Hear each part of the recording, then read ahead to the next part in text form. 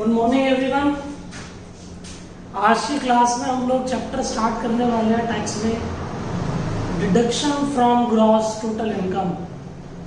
तो पहले इसके बारे में सीखते हैं बच्चों। Deduction from gross total income एक मोस्ट इम्पोर्टेंट चैप्टर की कैटेगरी में आता है, क्योंकि चाहे हमको सैलरी का क्वेश्चन आए, चाहे बिजनेस प्रोफेशन का, चाहे कैपिटल गेन, चाहे हाउस प्रॉपर्टी या अदर सोर्स, किसी भी चैप्टर के अंदर डिडक्शन की एंट्री आ सकती है।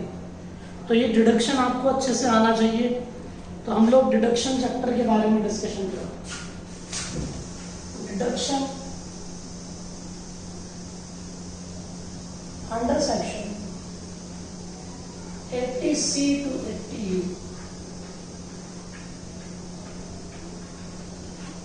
डिडक्शन 80C to 80U हम कभी भी नहीं अलाउ करते।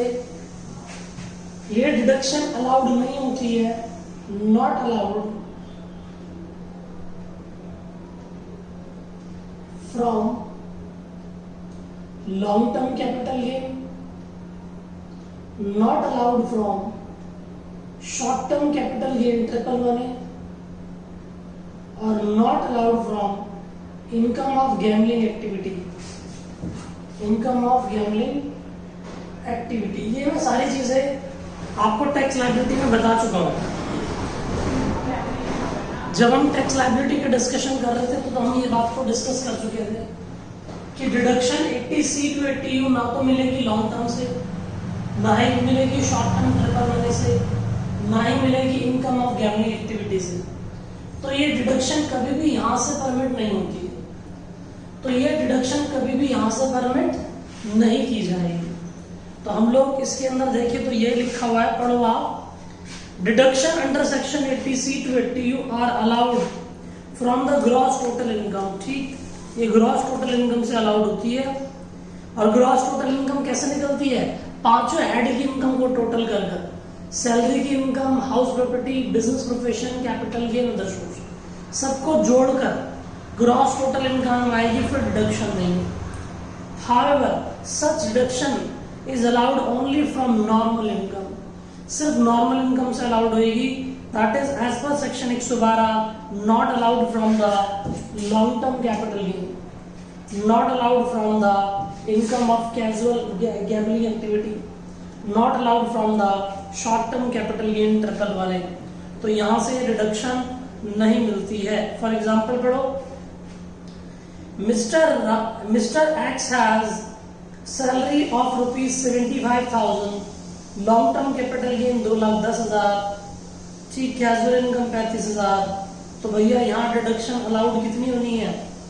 हमारे पास कैजुअल सैलरी 75,000 है, सिर्फ 75,000, क्योंकि सैलरी हमारी नॉर्मल इनकम में आती है। 75,000 की डिडक्शन मिल जाएगी। लॉन्ग टर्म से या कैजुअल इनकम से डिडक्शन नहीं मिलती है। तो ये बातें समझ आई आपको? सारी नोटिंग आपके पास है। तो आज की क्लास में मैं आपको डिडक्शन 80C पढ़ाने वाला हूं। डिडक्शन 80C आप इसकी नोटिंग कर लेना, जो मैंने नोट्स आपको ग्रुप पे सेंड करे, क्योंकि क्लास में होते तो मैं सारा डिक्टेट ही करवाता, लेकिन यहाँ इस तरीके से हम पढ़ रहे हैं तो डिक्टेशन की पॉसिबिलिटी बनती नहीं है। तो आप लोग इसको कॉपी कर लें, समझ हम लेते हैं। डिडक्शन 80C की बात करें। Deduction under section 80C। Deduction 80C जो है इंडिविजुअल और HUF को मिलेगी। डिडक्शन 80C to 80U किसको अलाउड है? इंडिविजुअल और HUF को अलाउड है। देखिए लिखा हुआ है, deduction under section 80C shall be allowed only to individual और HUF। आगे क्या था दूसरा? Deduction 80C is not allowed, बाकी किसी को अलाउड ही नहीं है। पार्टनरशिप फर्म को नहीं मिलेगी, कंपनी को नहीं मिलेगी, किसी को नहीं मिलेगी, सिर्फ इंडिविजुअल और HUF को मिलेगी। Deduction shall be allowed to the extent of amount invested. कहता है डिडक्शन जो है हमने जो अमाउंट इन्वेस्ट करा है उतनी डिडक्शन मिलेगी। डिडक्शन हमारी जो 80C में मिलेगी deduction under section 80C is allowed to the extent of amount invested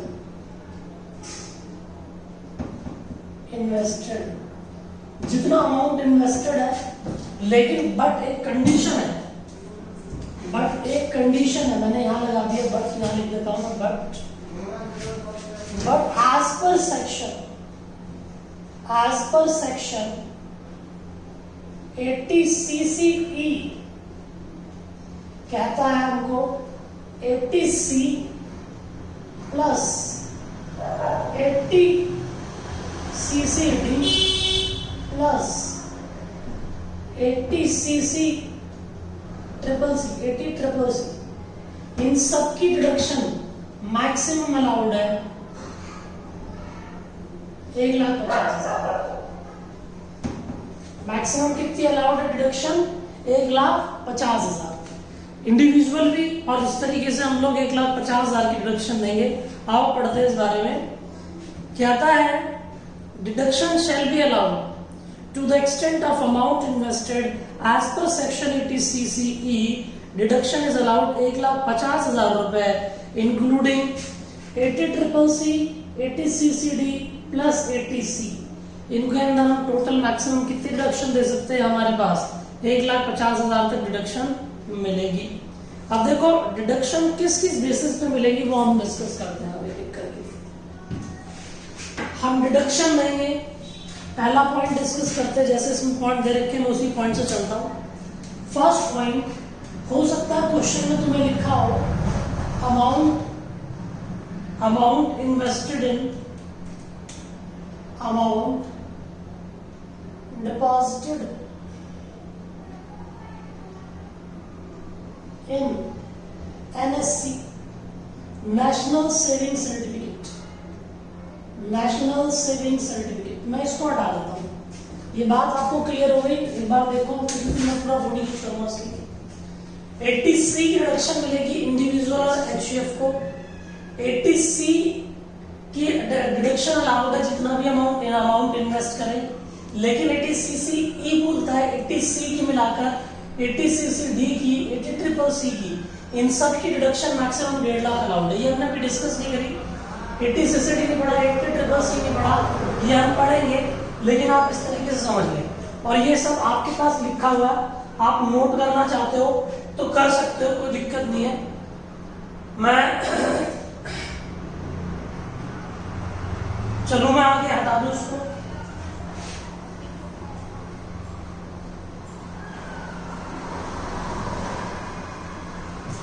अब हम डिस्कस करेंगे डिडक्शन क्यों मिल रही है, कहां पर पैसे इन्वेस्ट करेंगे तो हमें डिडक्शन मिलेगी। डिडक्शन मैं शॉर्ट में लिखूंगा, आपके पास सब कुछ है। Deduction 80C is allowed in case of amount invested in the following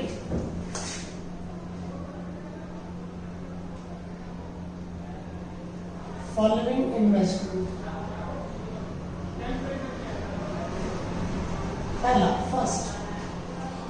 पहला हम डिस्कस कर रहे हैं amount invested in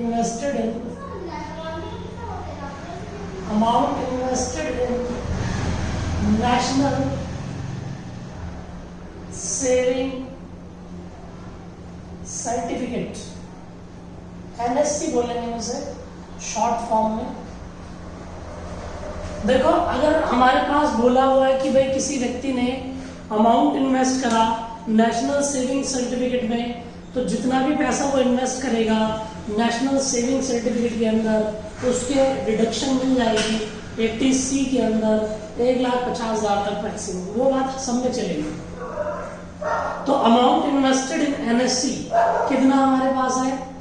amount invested in NSC जितना भी आपको अमाउंट इन्वेस्ट करा उसकी डिडक्शन 80C में मिल जाएगी। लेकिन मेरी बात सुनना, एक बात समझे ध्यान से, ये नेशनल सेविंग सर्टिफिकेट होते हैं।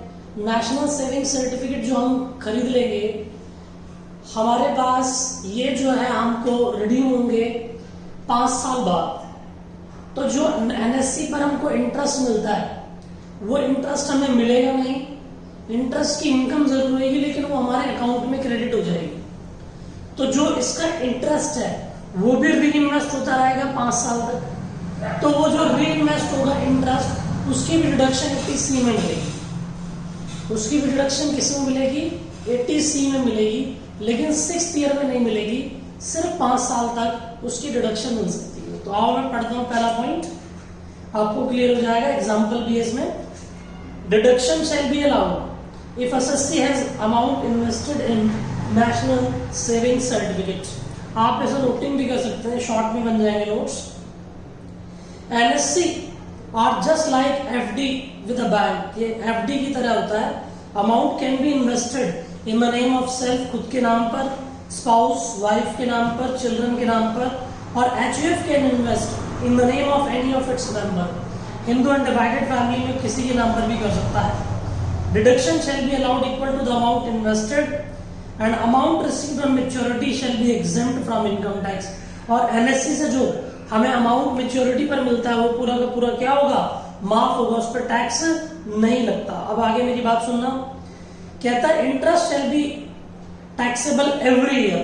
उसको टैक्स करेंगे हम एवरी ईयर अदर सोर्सेज में on accrual basis, but payment of interest shall be received on maturity. वो मैच्योरिटी पर मिलेगी। Deduction under section 80C will be allowed for accrued interest, but no deduction will be allowed for the accrued interest if in the SSC has received payment. ठीक है भाई। और NSC जो issue की जा सकती है 5 साल के लिए भी हो सकती है और 10 साल के लिए भी हो सकती है। तो ये क्वेश्चन आपको दे रखा है, मैं इसे करता हूं, आपको क्लियर हो जाएगा कि हम क्या बात करना चाह रहे हैं। तो मेरी बात सुनना। मैंने एक और बात बताई इसके साथ, शॉर्ट में बना सकते हो आप। Interest on NSC,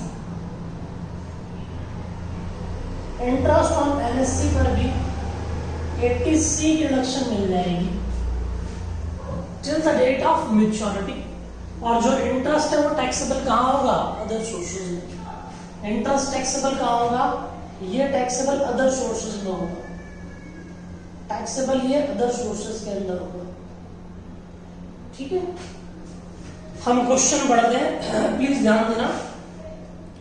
mister x has income under the head of house property 10 lakh. बहुत बढ़िया। Amount invested in NSC 50,000 on 1 October 2018।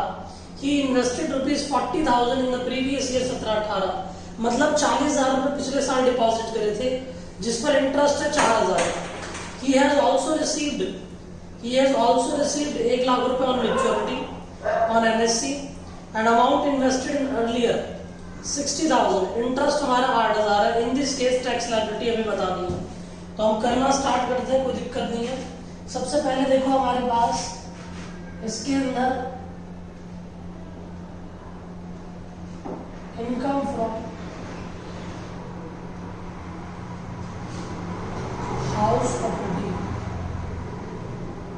Income from house property check करो कितना है। Income from house property 10 lakh रुपए है।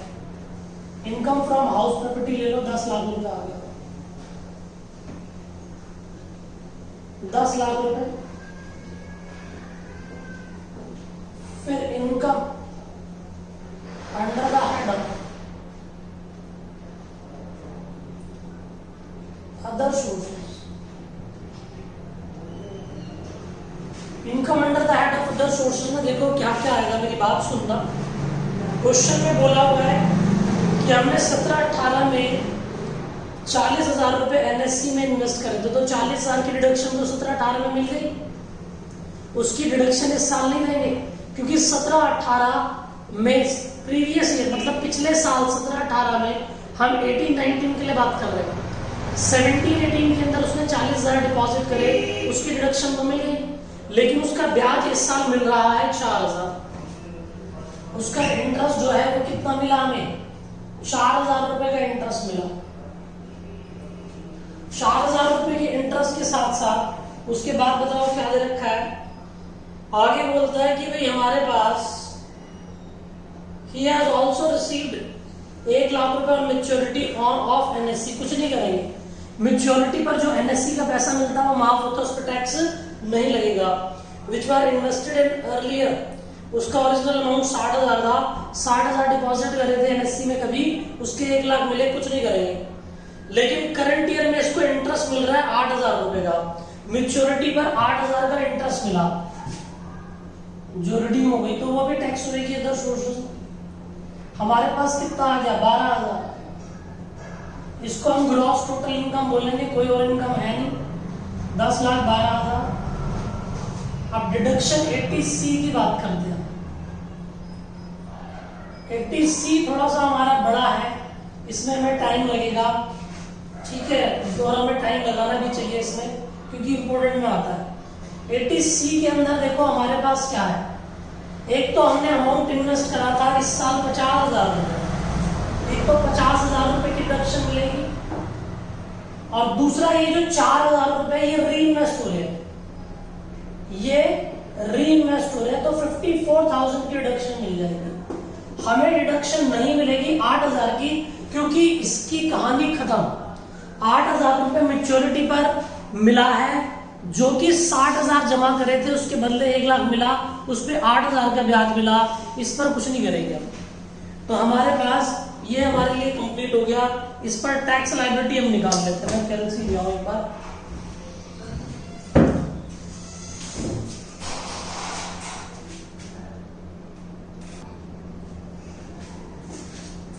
ठीक है भाई, तो 10,12,000 आ गए, 10,12,000 में से 54,000 हटा दो, 10,12,000 में से 54,000 की रिडक्शन दे देंगे, तो हमारे पास 9,58,000 बचा। 9,58,000 पे टैक्स लगा दो। कंप्यूटेशन ऑफ टैक्स लायबिलिटी ये सब सीखा हुआ है। कंप्यूटेशन ऑफ टैक्स लायबिलिटी हम लोग क्या लगाते थे, स्लैब रेट लगाते थे। नॉर्मल इनकम में स्लैब रेट ही लगेगा इसमें। नॉर्मल इनकम में 9,58,000, 2.5 लाख रुपए तक टैक्स माफ होता है। अगले 2.5 लाख रुपए पे 5% का टैक्स लगेगा, 12,500, और बैलेंस हमारे पास कितना बचा, 4,58,000, उस पर 20% लगेगा। तो भैया इस पर 20% लगा लो, 458 पर 20%, 91,600। टोटल कर लो 12,500, इसमें 1,41,000 रुपए आ गए। इसमें हेल्थ एंड ईसी लग जाएगा 4%, और हेल्थ एंड ईसी 4% जोड़ दो, 4,164 रुपए प्लस आ गया 1,08,264 रुपए। इसको राउंड ऑफ कर दो अंडर सेक्शन 288 बी में 1,08,260 रुपए, ये इसे टैक्स डिपॉजिट करना पड़ेगा।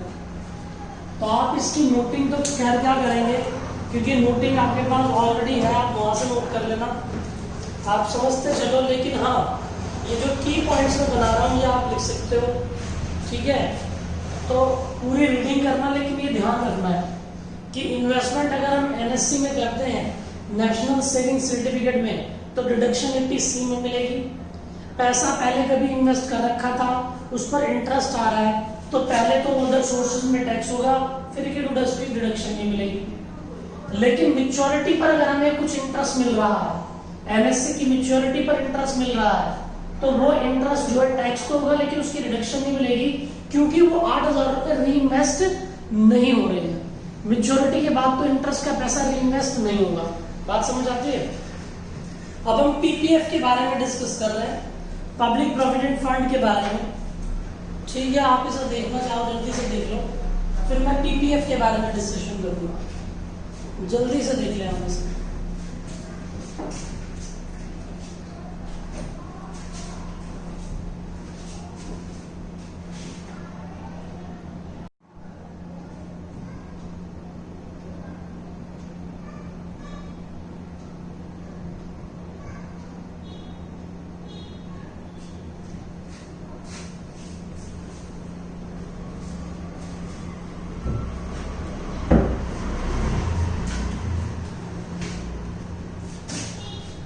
ठीक है,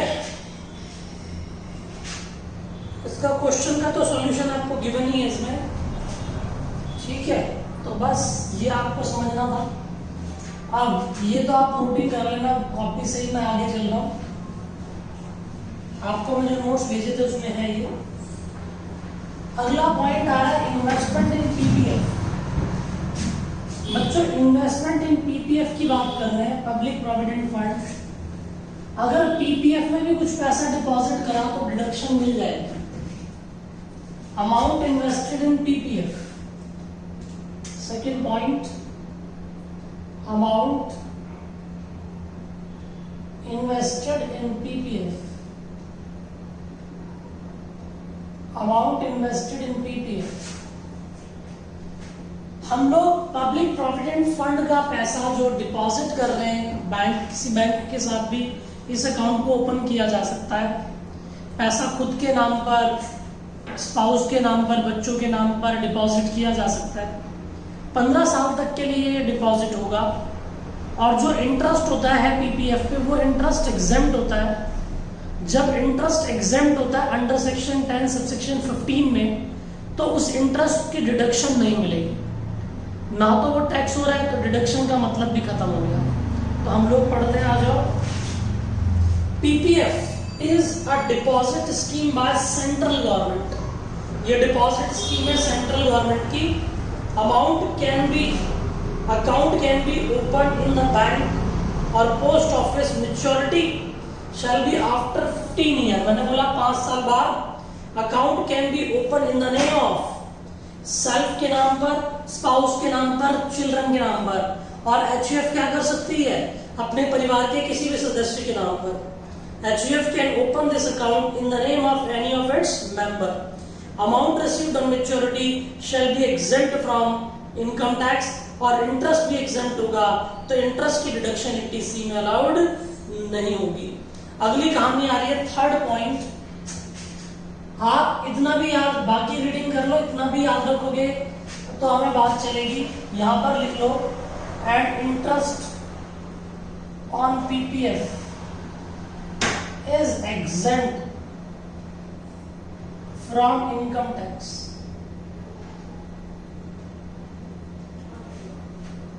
अगली बात आई amount deposited in FD.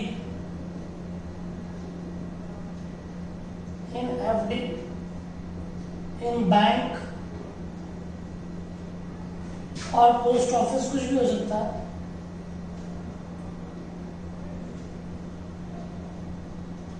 For minimum, for period of 5 years or more. For period of 5 years or more. 5 साल या उससे ज्यादा के लिए। आ जाओ पढ़ते हैं। कहता है amount invested in FD for period of 5 years or more with scheduled bank। ठीक है, 5 years और मोर विद शेड्यूल्ड बैंक। कहता है provided the term deposit issued in accordance with the. इसके अंदर सिर्फ हमारे पास बैंक की बात आ रही है, तो हम लोग देखते हैं इसमें पोस्ट ऑफिस को हटा दो, उसके लिए अलग से पढ़ लेंगे। शेड्यूल्ड बैंक की बात कर रहा है। Amount invested in FD in bank for 5 years और मोर। 5 साल या उससे ज्यादा के लिए अमाउंट डिपॉजिट हो रहा है। अगली बात हमारे पास समझे। अगला हमारे पास इसके अंदर देखो आगे बोल रखा है, देखो हम लोग जब एफडी में पैसा डालते हैं तो उसका इंटरेस्ट हम लोग ईयरली रिसीव कर सकते हैं, ऐसा हमारे पास ऑप्शन होता है। तो जो इंटरेस्ट एफडी पर मिलता है वो टैक्स तो अदर सोर्सेज में होगा, लेकिन इंटरेस्ट ऑन एफडी की डिडक्शन 80C में अलाउड नहीं होगी। आओ पढ़े, कहता है provide investment in FD for period of 5 years or more with the scheduled bank provided that term deposit are issued in accordance with the scheme notified by central government. Bank term deposit scheme 2006 depositor can be individual or HUF. The deposit should be for minimum period of 5 years. Interest को taxable accrual basis पे करेंगे, लेकिन deduction 80C में नहीं मिलती है। Principal amount on maturity shall be exempt, वो तो माफ हो जाएगा। आगे कहता है कि individual can deposit the amount खुद के नाम पर, HUF फैमिली के किसी भी मेंबर के नाम पर डिपॉजिट कर सकता है। अगला फोर्थ है 5 year post office time deposit account. 5 year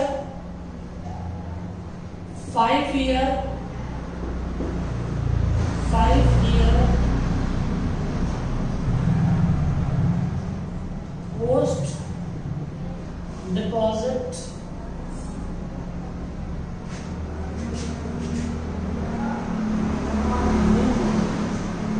post office। ठीक है भाई, 5 year हमारे पास कोई post office time deposit account है। पोस्ट ऑफिस तो लिखा है, post office time deposit account in post office. हमारे पास कोई भी 5 year post time deposit account है इन पोस्ट ऑफिस, उस पर भी हमको डिडक्शन मिल जाएगी। अगर मैंने किसी पोस्ट ऑफिस के अंदर पैसे डिपॉजिट कर रखे हैं, 5 साल की एफडी मैंने पोस्ट ऑफिस में कर रखी है, तो उसकी डिडक्शन मिल जाएगी। पढ़ो, assessee is allowed to invest the amount in 5 year post office time deposit account। Interest जो हमारा है वो एनुअल बेसिस पे मिलेगा, और इंटरेस्ट ऑन मैच्योरिटी जो होगा एग्जेम्प्ट फ्रॉम इनकम टैक्स है, डिडक्शन 80C नहीं मिलेगी। और HUF इंडिविजुअल अपने खुद के नाम पर ले सकता है, HUF अपने एक मेंबर के किसी भी नाम पर भी अकाउंट को ओपन कर सकता है पोस्ट ऑफिस के अंदर। और अगर हमारे पास प्री मैच्योर पेमेंट हो गई तो अमाउंट रिसीव जो होगा वो पूरा टैक्सेबल हो जाएगा। तो ये आप इतना भी समझते चलेंगे तो कोई दिक्कत नहीं है, लेकिन उसकी रीडिंग जरूर कर लेना कि क्या होता है। ठीक है, एक बार मैं लास्ट में पूरा डिस्कस कर लूंगा, तो आप इसको नोटिंग भी ऐसे कर सकते हो, कोई दिक्कत वाली बात नहीं है। हम आगे चल रहे हैं, अगला देखें। आगे कहता है कि भाई एक और सिचुएशन समझो, मैंने तुम्हें बात समझाई थी। आप लोगों ने हाउस प्रॉपर्टी चैप्टर पढ़ा।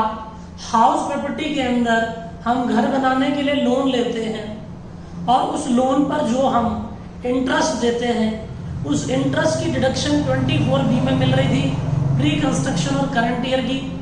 लेकिन जो हम प्रिंसिपल अमाउंट वापस करते थे उसकी डिडक्शन 80C में मिलेगी।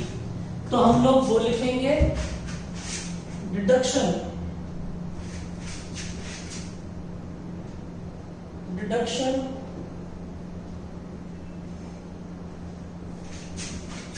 Under section 80C is allowed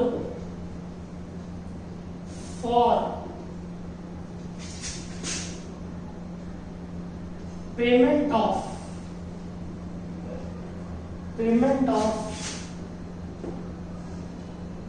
principal amount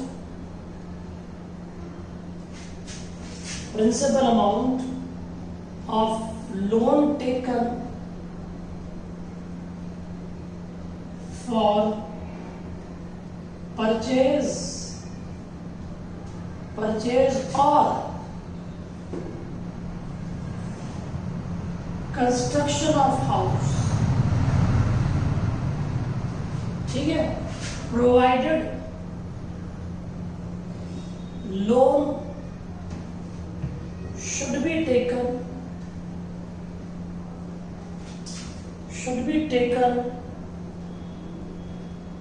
from notified institution. कहां से लोन लिया हो मैंने? नोटिफाइड इंस्टीट्यूशन से लोन लिया हो, मैं बताऊंगा मैं, नोटिफाइड फाइनेंशियल इंस्टीट्यूट जो भी है, deduction 80C is allowed for the payment of principal amount of loan taken for purchase or construction of house, provided loan should be taken from notified institution, किसी bank से, किसी financial institution से जिससे हमें record मिले। आपने अपने दोस्त से पैसा लिया उधार और उसके पैसे को वापस कर रहे हो तो उसके प्रिंसिपल अमाउंट की डिडक्शन 80C में अलाउड नहीं है। पढ़ो, if SSC has taken a loan, इतना आपको कुछ नहीं करना, आप सिर्फ इतना लिख लें, कोई दिक्कत नहीं है। If SSC has taken a loan for notified organisation like bank, financial institution for purchase or construction of residential house, in such cases deduction is allowed equal to the amount repaid by SSC towards principal amount, not interest। Interest तो 24B में चला गया था भाई। उसके बाद बोलता है deduction shall be allowed for the, आगे देखो कहता है if loan has been taken for addition repair, कहता है लोन अगर आपने कोई एडिशन अल्टरेशन रिपेयर के लिए लिया तो उसके प्रिंसिपल अमाउंट पर डिडक्शन नहीं मिलेगी, या तो बनाने के लिए लिया हो घर या फिर परचेज करने के लिए लिया हो घर, वो लोन तभी मिलेगी, नहीं तो नहीं मिलेगी। आगे कहता है कि भाई if SSC has transferred the house property before expiry of 5 year from the end of the financial year in which the possession of house property was taken by him, no deduction shall be allowed in the previous year in which the house has been transferred. इसने एक locking period लगा दिया कि जिस house property के लिए तुमने loan लिया था बनाने या खरीदने के लिए, उस प्रॉपर्टी को तुमने अगर 5 साल से पहले बेच दिया, तो अगर 5 साल से पहले बेच दिया तो जिस ईयर में बेचा उस ईयर के अंदर आपको डिडक्शन नहीं मिलेगी। बात समझ आती है? तो आपको इतना ही लिखना है, कोई दिक्कत नहीं है। मैंने जो शॉर्ट नोट्स ही मैं इसलिए बना रहा हूँ कि आपको दिक्कत ना हो कि थोड़ा बड़ा लग रहा है। क्लास में होता तो मैं डिक्टेट करके भी लिखवाता इस तरीके से। आगे हमारे पास आता है 6th पॉइंट, हम दे रहे हैं 6th पॉइंट हमारे पास आ गया। हमारे पास LIC की बात कर रहा है। LIC के अंदर LIC हम किस किस के नाम पर, देखो इफ देखिए कहता है इफ एनी इंडिविजुअल और HUF has taken life policy, deduction will be allowed, deduction will be allowed for the premium paid of such LIC। Individual can take policy खुद के नाम पर, स्पाउस के नाम पर, चिल्ड्रन के नाम पर, हिंदू अनडिवाइडेड फैमिली घर के किसी भी मेंबर के नाम पर। चिल्ड्रन अडॉप्टेड भी हो सकता है, डिपेंडेंट भी हो सकता है, मैरिड भी हो सकता है, अनमैरिड भी हो सकता है। डिडक्शन जो है हमको मिलेगी equal to the amount of, देखो LIC premium paid of LIC life insurance, मतलब लाइफ पॉलिसी के लिए है ये बिल्कुल।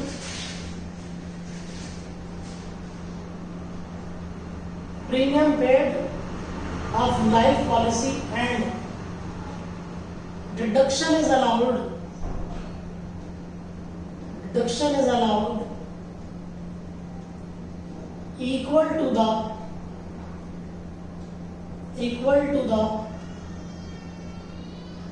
amount of premium,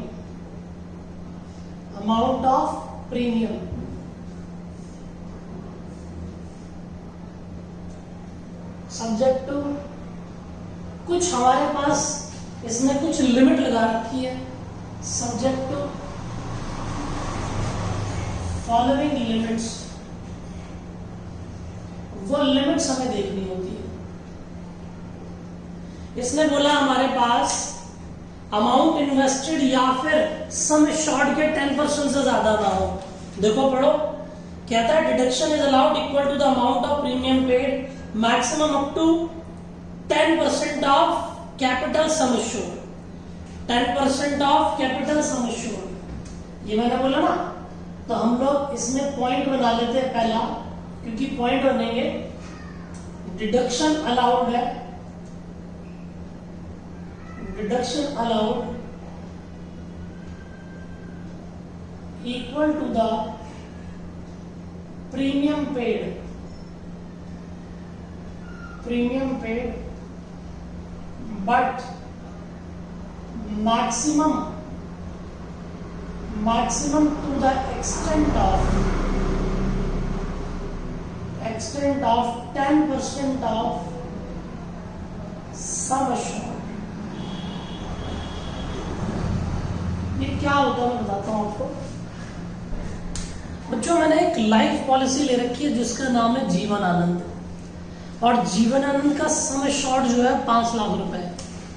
उसका प्रीमियम मैं हर साल 27,000 रुपए डिपॉजिट करता हूं। तो 5 लाख का 10% कितना होता है? 50,000, और मैं प्रीमियम कितना दे रहा हूं? 27,000। तो मुझे पूरे 27,000 की रिडक्शन मिल जाएगी। लेकिन अगर मैं प्रीमियम 60,000 दे रहा हूं, 70,000 दे रहा हूं, तो मैक्सिमम मुझे 5 लाख का 10% मतलब 50,000 तक की रिडक्शन मिल सकती है। वही बात लिखी है मैंने, deduction is allowed equal to the amount of premium paid but maximum to the extent of 10% of sum assured. बात समझ आती है? सेकंड पॉइंट लिखेंगे आप। इसके अंदर अलग-अलग बात कर रहा है।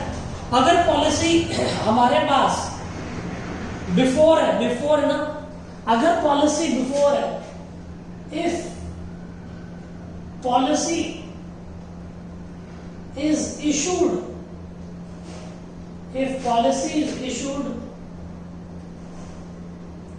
before 1st April 2012, then 10%, ये रहा ना ये 10% of sum assured will be taken as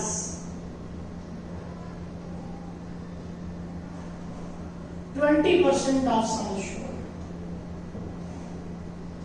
ठीक है भाई। अब मैं तुम्हें बताता हूं, जो पॉलिसी मैंने ली हुई है बच्चों, उसको मैंने 2010 में परचेज करा था, और उसका सम एश्योर्ड 5 लाख है। 27,000 की पेमेंट कर रहा हूं। तो 5 लाख का 20% कितना होता है? 1 लाख। अगर मैं 1 लाख तक भी प्रीमियम देता हूं तो भी मुझे पूरी डिडक्शन मिल जाएगी, क्योंकि मेरी पॉलिसी बिफोर 1st अप्रैल 2012 है। अब एक सिचुएशन है हैंडीकैप के लिए, ठीक है भाई, जो फिजिकली चैलेंज्ड है उनके लिए, उनको 15% का दिया जाता है। आओ पढ़ते हैं। आगे कहता है, if LIC has been taken in the name of person who is suffering from disability under section 80U, specified disease under section 80 DDB, then 10% will be taken as 15%. वहां पर 10% को 15% लेंगे। It is applicable for the policy taken with the effect from 1 अप्रैल 2013। तो third point हमने बोला, if policy has been taken in the name of disabled person, कोई physically challenged है, covered under section 80U and 80 and हमारे पास 80 DDB, ठीक, specified disease, then 10% of sum assured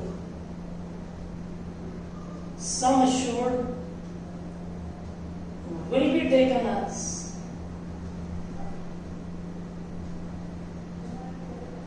15%, and it is applicable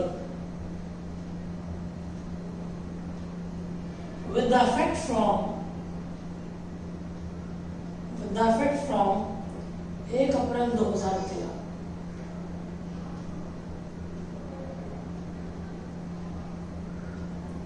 कुछ deduction real में हमारे पास काफी बड़ी है, जैसे 80C टाइम आ रहा है, उसी तरीके से 80G भी आएगा। बाकी छोटी है, लेकिन कुछ डिडक्शन है जो काफी टाइम लेगी और मैं टाइम दूंगा भी नहीं। तो हम लोगों ने LIC के बारे में डिस्कस कर लिया, बाकी ये कोई बात नहीं है। आपको जो मेच्योरिटी पर एलआईसी का पैसा मिलता है पूरा माफ है। प्लीज ध्यान दो, दोबारा मैं बताता हूं एक बार। हमारे पास एमएससी में पैसा डाला, डिडक्शन 80C में मिलेगी, उसका इंटरेस्ट अदर सोर्सेज में टैक्स होगा और उसको री इन्वेस्टमेंट की डिडक्शन नहीं मिलेगी। मेच्योरिटी पर अगर एनएससी का पैसा आया माफ, और एनएससी पर जो ब्याज आया मेच्योरिटी पर वो टैक्स होगा लेकिन उसकी डिडक्शन नहीं मिलेगी। पीपीएफ का पैसा अमाउंट डिपॉजिट डिडक्शन मिल जाएगी, ये 15 साल के लिए होता है, और इंटरेस्ट जो होता है पीपीएफ पे वो एग्जाम्प्ट है।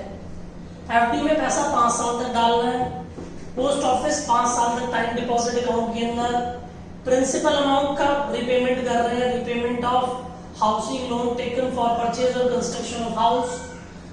एलआईसी की बात करिए मैंने इन सब के अंदर, एलआईसी के अंदर आप प्रीमियम पे कर रहे हो।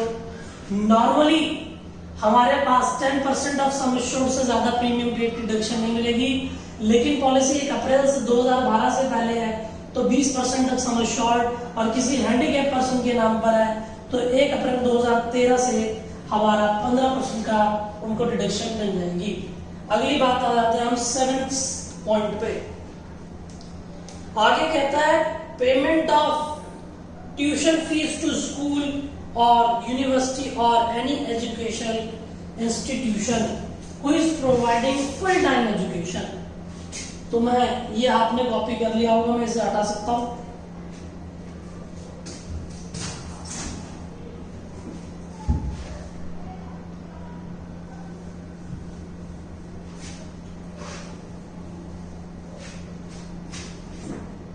हमारे पास 6th के बाद 7th payment of tuition fees to any school, college and university providing full time education. ठीक है, आपने कोई ट्यूशन फीस दी किसी स्कूल को, किसी कॉलेज को, किसी यूनिवर्सिटी एक्सेट्रा को, तो आपको डिडक्शन मिल जाएगी जितनी भी आपने ट्यूशन फीस दी, लेकिन वो फुल टाइम एजुकेशन प्रोवाइड करती है, डिस्टेंस लर्निंग के लिए आपको डिडक्शन नहीं मिलेगी। आओ पढ़ते हैं। कहता है हमारे पास payment of tuition fees to school, university, education institution provided fees has been paid in connection with the children of SSC for the maximum 2 children. लेकिन कितने बच्चों के लिए? मैक्सिमम 2 चिल्ड्रन के लिए, मैक्सिमम फॉर 2 चाइल्ड, 2 चाइल्ड के लिए मिलेगी, मैक्सिमम उससे ज्यादा के लिए अलाउड नहीं है। आगे उसके बाद और वो फुल टाइम एजुकेशन प्रोवाइड करते हो, तो ये 14 है, तो मीन्स की ये जितना मैं लिखा रहा हूं उतना भी आपने याद कर लिया बहुत। आगे हमारे पास एम्प्लॉय कंट्रीब्यूशन, आगे देखो एम्प्लॉय कंट्रीब्यूशन मैंने सैलरी में पढ़ाया था आपको। एम्प्लॉय कंट्रीब्यूशन याद करो, employee contribution to SPF, to SPF section याद है, सेक्शन 10(11), आरपीएफ सेक्शन 10(12). ठीक, तो इसके अंदर हमारे पास डिडक्शन मिल जाएगी और कोई अप्रूव्ड सुपर एनुएशन फंड और approved any approved superannuation fund.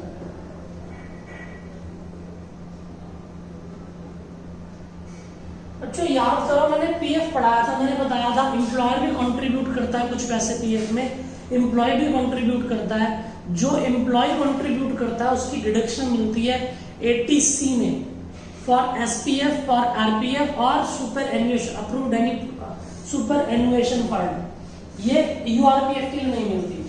ठीक, उसके बाद हम लोग देखेंगे हमारे पास है इन्वेस्टमेंट इन यूटीआई म्यूचुअल फंड।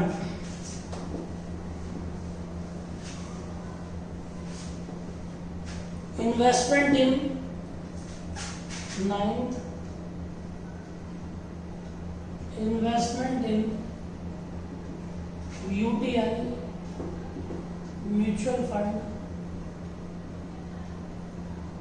ठीक, इसके अंदर देखो क्या रहा है, investment in units trust of India. Units trust of India investment in, units का मतलब क्या होता है? यूनिट्स का मतलब होता है म्यूचुअल फंड, और म्यूचुअल फंड हमारे पास including unit link insurance plan और यूटीआई और mutual fund, unit link insurance plan.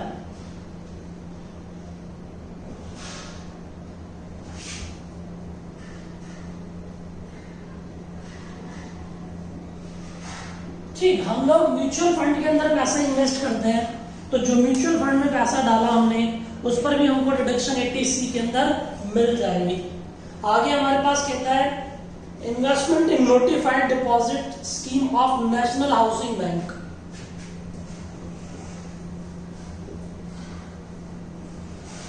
बस ये याद रखना है कि क्या क्या डिडक्शन मिली है, किस किस के लिए मिली है। Investment in deposit in NHB, बोले तो national housing bank, national housing bank. देखो ये कह रहा है subscription to notified deposit scheme, subscription to home loan account scheme. तो तुमने कोई सब्सक्रिप्शन दे रखी है या कुछ पैसे तुम डिपॉजिट कर रहे हो नेशनल हाउसिंग बैंक के अंदर, तो आपको डिडक्शन मिल जाएगी। अगली बारी आती है इन्वेस्टमेंट इन इक्विटी शेयर और डिवेंचर, इक्विटी शेयर और debenture of infrastructure company. Investment in equity share और डिवेंचर ऑफ इंफ्रास्ट्रक्चर कंपनी। कोई इंफ्रास्ट्रक्चर कंपनी है, उनके तुमने शेयर डिवेंचर खरीदे तो आपको डिडक्शन 80C में मिल जाएगी, जिसे एलिजिबल इशू भी बोलते हैं। कहता है eligible issue means issue made by Indian public limited company और public financial institution mutual fund and funds so collected utilized for developing and maintaining operating infrastructure facility और in any equity share इनका locking period with in, कहता 3 साल के अंदर बेच दिया तो हमारे पास जो डिडक्शन दी थी उसको इनकम मान लिया जाएगा जिस साल भी उसने करा। तो इसमें लॉकिंग पीरियड क्या है, लॉकिंग पीरियड दे रखा है इसने 3 साल का। ठीक, इन्वेस्टमेंट इन एलिजिबल इशू मतलब इक्विटी शेयर और डिवेंचर खरीदे किसी इंफ्रास्ट्रक्चर कंपनी के, अगर तुम उन शेयर और डिवेंचर को 3 साल से पहले बेच देते हो तो आपको जो भी डिडक्शन पहले दी थी उसको उस ईयर में इनकम कंसिडर कर लिया जाएगा जिस साल भी तुम उसे बेचोगे। आगे कहता है हमारे पास इतना ही लिखना आपको, investment in NABARD, investment in notified bonds issued by, investment in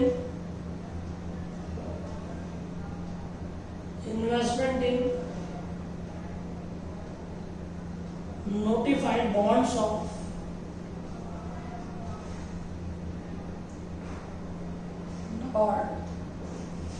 national agriculture board rural development के अंदर हमारे पास जितना भी पैसा आपने डाला उसकी डिडक्शन मिल जाएगी। Investment in notified bonds issued by bank for agriculture rural development. अगला है senior citizen saving scheme, senior citizen saving scheme, senior citizen saving scheme.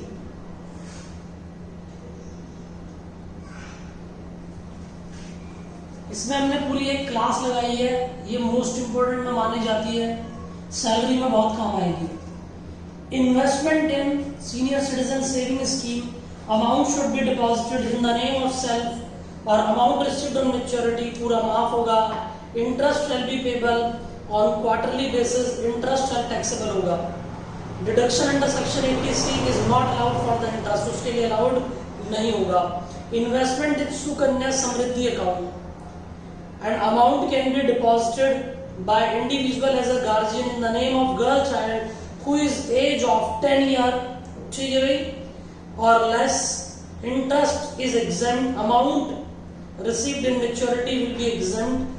Account can be closed after completion of 21 year of age or in case of marriage 18 year of age। तो ये बात आपको समझ आ गई होगी। Investment in Sukanya,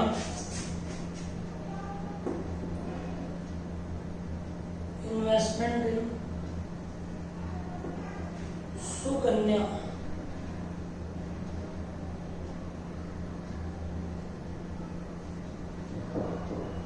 Samriddhi account, बाकी आपके पास detail है।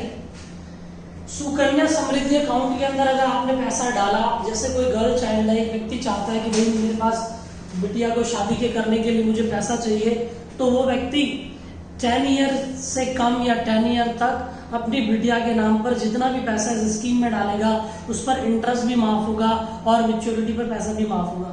लेकिन वो पैसे को निकाल ना पाएगा जब तक कि उसकी एज 21 ईयर ना हो जाए या marriage in case of 18 year, ठीक है भाई, फिर 18 साल में भी निकल जाएगा। आगे, deduction shall be allowed if amount has been actually paid by SSC, if amount is due but not paid deduction is not allowed. सही बात है, ड्यू बेसिस पे डिडक्शन नहीं मिलती, डिडक्शन मिलेगी एक्चुअल पेमेंट बेसिस पे। फॉर एग्जांपल, प्रीमियम पेड 25,000 रुपए was due on 27 March 2019 but deduction shall be allowed, नहीं दोबारा पढ़ो, premium of ₹25,000 was due on 27 मार्च 2019 को तारीख आ गई थी इसकी, लेकिन इसने पे 10 अप्रैल 2019 को करा तो डिडक्शन नहीं मिलेगी। मेरी बात सुनना, इसने पेमेंट करी 27 मार्च 2019 को, इसकी डेट थी, मतलब 18-19 में पे करना था और इसने 10 अप्रैल को पे करा, तो 10 अप्रैल मतलब 19-20 में चला गया, इसकी डिडक्शन इस साल में मिलेगी, 19-20 में मिलेगी। तो हमारे पास in this case no deduction is allowed in the previous year 18-19, rather deduction will be allowed in the year of 19-20। तो एक बार आप देख लें, ये हम लोगों ने 80C डिडक्शन डिस्कस कर ली डिटेल में, फिर एक क्वेश्चन दे रखा वो भी देख लेते हैं हम, फिर 80C हमारा ओवर हो जाएगा।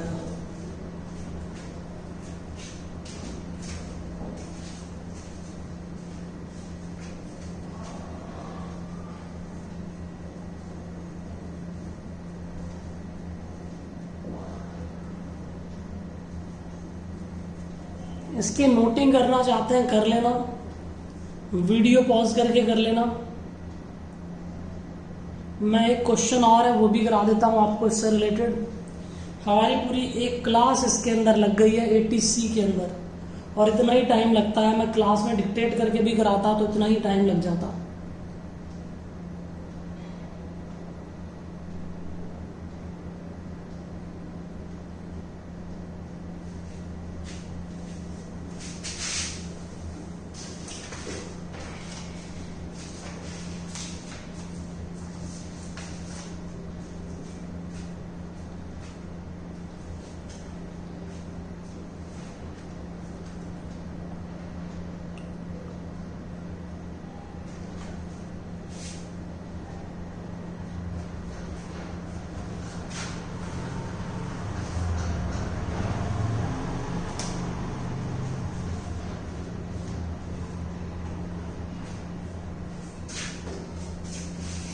चले हम आगे।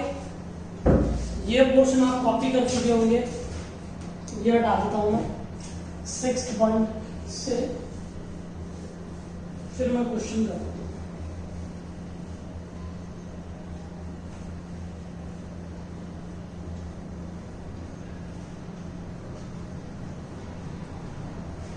आज मैंने 80C करी है, जितना टाइम इस अकेले में लगा है इससे इतना टाइम में मैं 3-4 डिडक्शन नेक्स्ट क्लास में पढ़ा दूंगा। पढ़ो अगला question. Mister x is aged about 61 year, ठीक, मतलब सीनियर सिटीजन है, अर्निंग लॉटरी इनकम 1,20,000, ठीक है जी। बिजनेस इनकम 6 लाख रुपए। इनकम फ्रॉम बिजनेस प्रोफेशन कितना था? 6 लाख रुपए। अगली आई, इसको कैजुअल इनकम थी लॉटरी से, इनकम फ्रॉम अदर सोर्सेज, मतलब कैजुअल इनकम 1,20,000। टोटल कर दो, ग्रॉस टोटल इनकम आगे कुछ और तो नहीं है, इंटरेस्ट वगैरह आ रहा नहीं है। कहता है अमाउंट इन्वेस्टेड इन पीपीएफ 10,000 रुपए, 7,20,000 आ गए। रिडक्शन दे दो 80C में, सब सीखा हुआ है आपने। Amount invested in PPF, PPF में कितने पैसे डाले? 10,000 रुपए, डिडक्शन मिलेगी। दूसरा, amount invested in NSC 24,000, NSC में पैसे डाले 24,000, रिडक्शन मिल जाएगी। पढ़ाया था मैंने, फर्स्ट पॉइंट यही पढ़ाया था। उसके बाद बोलता है कि भाई हमारे पास म्यूचुअल फंड में पैसा डाला, तो म्यूचुअल फंड देखो ये रहा, म्यूचुअल फंड में भी पैसे की डिडक्शन मिल जाएगी। म्यूचुअल फंड कितना है भैया? म्यूचुअल फंड है 60,000। म्यूचुअल फंड के बाद हमारे पास है, हमने कोई लाइफ पॉलिसी ली है, he has taken life policy, he has life policy on 1st April 2012, he has premium paid 30,000 for the life policy having sum assured 2 lakh रुपए। Premium policy was taken after 1st April 2012, after है मतलब before नहीं है, मतलब 10% लगेगा। तो premium इसने पे करा कितना? LIC प्रीमियम, प्रीमियम पेड है, प्रीमियम पेड 30,000 है, but maximum 10% of sum assured, मतलब 2 लाख का 20,000, तो मैक्सिमम डिडक्शन 20,000 ही मिलेगी, उससे ज्यादा ना मिल पाएगी। तो बात समझ आ गई? तो इसने 30,000 दिए थे, 30,000 नहीं मिलेगी, 2 लाख का 10% मैक्सिमम, जो मैंने लिखवाया था 6 पॉइंट में, देख लेना आप। तो 10,000 रुपए प्लस 24,000 रुपए प्लस 60,000 रुपए प्लस फिर 20,000 रुपए, 1,14,000 रुपए की रिडक्शन देंगे। माइनस करो, टोटल इनकम आ गई 6,06,000। Computation of tax liability,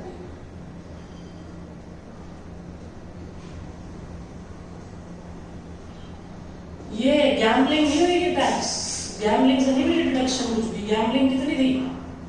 gambling 1,20,000 थी, इसको 20% टैक्स लगेगा, 30% ज्यादा, सीधा सीधा 42,000 रुपए का टैक्स आ गया इसका। ठीक है, इस पर कुछ छूट नहीं थी, ये तो पूरा टैक्स 36,000 रुपए का टैक्स आ गया इसको। और हमारे पास नॉर्मल इनकम चेक करो कितनी है,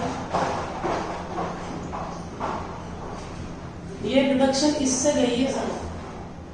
टैक्स लायबिलिटी याद करो, 6 लाख रुपए में से 1,14,000 रुपए माइनस कर दी, 4,86,000,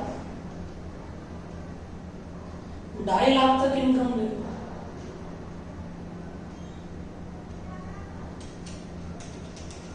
अगले 2.5 लाख तक, मतलब 2,36 ही बचे हैं, हम 5%, और सॉरी ये तो सीनियर सिटीजन है भाई, सीनियर सिटीजन है तो 3 लाख तक ले, 61 ईयर एज है भैया, 3 लाख तक ले। बैलेंस 186 पर 5%, 186 पर 5%।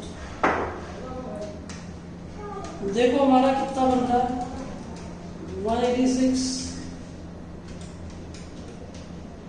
9,300 आ गया। टोटल कर लो,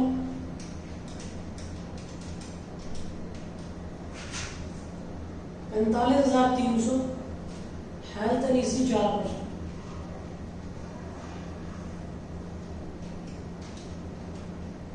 ₹18,12 प्लस कर दो 47,112, राउंड ऑफ करके आएगा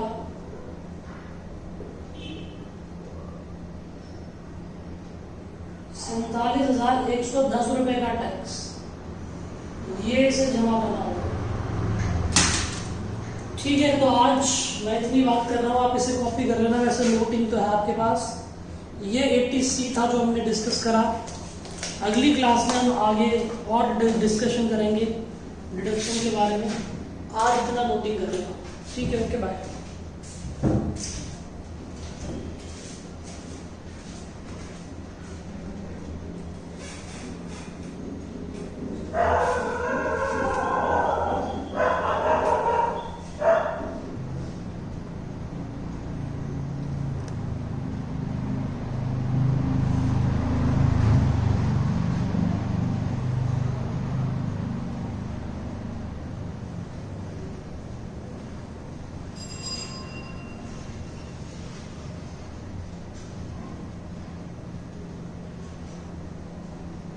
नोटिंग कर लें, क्वेश्चन वैसे सॉल्व है लेकिन वहाँ उसने डायरेक्ट करा हुआ है तो थोड़ी दिक्कत ना आ जाए आपको, इसलिए मैंने सॉल्व भी कर दिया।